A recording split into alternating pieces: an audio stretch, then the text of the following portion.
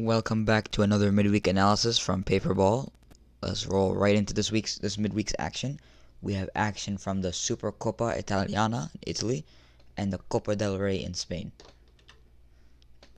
In the Supercoppa Italiana final, Juventus played AC Milan. For me now, this is sort of a boring game to watch. And Juventus were the better team. They had 62% of the possession. And however, AC Milan played a very, very well played game.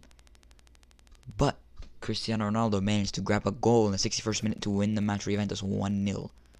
Now, Juventus are leagues ahead of Italy. They're going to win a Serie A for the 8th year in a row. They're going to win the treble domestically. It's really not even a question. Juventus are destroying Italian football. I mean, they're embarrassing Italy. They win it It's truly an embarrassment to see them win it every single year and win every single domestic trophy.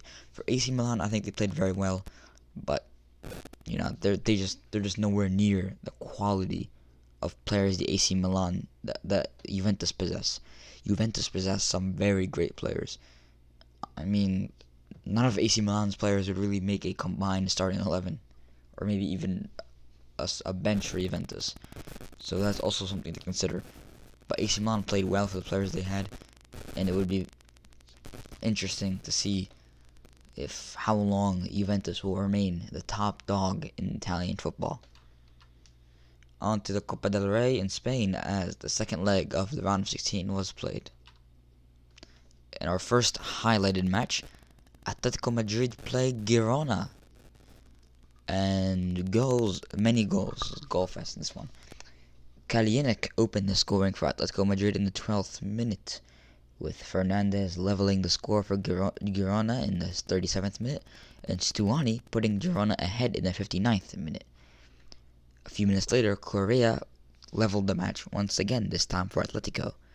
Then in the 84th, we all thought Atletico would win the match with a goal from Griezmann in the 84th minute, but with Atletico winning 3-2 with 6 minutes remaining, Doumbia scored a leveler for Girona to tie the match at 3-3 and aggregate 4-4. But on away goals, Girona will advance in the Copa del Rey. Now, Atletico were slightly the better team, but they weren't as dominant as they should be. I think they'd be disappointed, as I feel like the Copa del Rey is a competition that they could have won, and they should have tried to win. Our next highlight comes from the triple header, Sevilla and Athletic Bilbao. The reason this one's a triple header is because obviously last week in the midweek they played in the Copa del Rey first leg, and they played in the league. Now, since this is the Copa del Rey analysis, we'll only be covering the Copa del Rey action. Both teams were good. They played even. It was a competitive fixture. There wasn't that much dominance from one side. Athletic Bilbao grabbed the goal in the 77th minute late on in the match from Guruzeta, but since they lost the first leg 3-1, it was not enough to win. A one goal victory, as they won this leg 1-0, was not enough to overturn a 3-1 deficit in the first leg. Next, Leganés played Real Madrid for the second leg, and this time, for once, Isco played. He was subbed off, but Isco did play for once. And Leganés managed to grab a goal. I think it's not good for a team, even though obviously they still advanced. For this team to lose for Real Madrid, I think it's bad for morale, it's bad for form. But they did lose, as a goal in the 30th minute from Braithwaite would see them lose this match 1-0. But 1-0 victory for Leganés was unable to overturn a 3-0 deficit from the first leg. Leganés did have a lot of shots in this match, I'll give them that.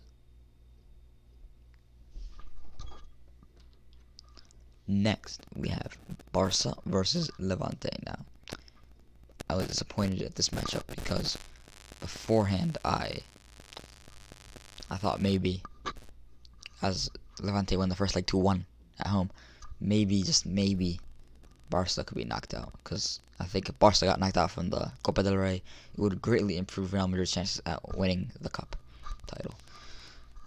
But in the 30th and 31st minute, which I don't even know how that happens. How do you score in the 30th and 31st minute? There's usually time between goals. It's interesting and very rare scenario.